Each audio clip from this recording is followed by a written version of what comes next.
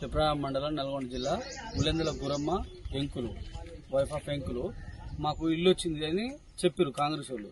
మేము ఉన్న గుడిసెను కూలగొట్టినాక ఇల్లు వచ్చిందని మీరు టీఆర్ఎస్ లో తిరుగుతున్న ఉద్దేశంతో వాళ్ళు మా ఇల్లుని రాకుండా వచ్చిన ఇల్లుని తీసేసి ఏరే వాళ్ళకి ఇచ్చారు.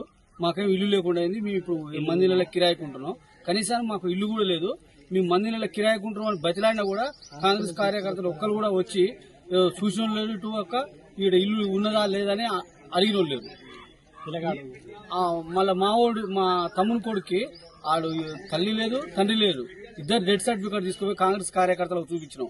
అయినా కూడా వాళ్ళు కనికరం లేకుండా కూలగొట్టిన ఇల్లు కూలగొట్టారు కదా, కనీసానికి ఇవ్వండి బతుకుదానికన్నా ఉపయోగపడుతుందంటే అట్లా కూడా ఇల్లు తీసేసి వాళ్ళు నచ్చిన వాళ్ళకు ఇచ్చుకుంటారు. మరి ఇప్పుడు ఆమె ఆడుంటుంది, ఈ మంది నెల కిరాయికుంటున్నది.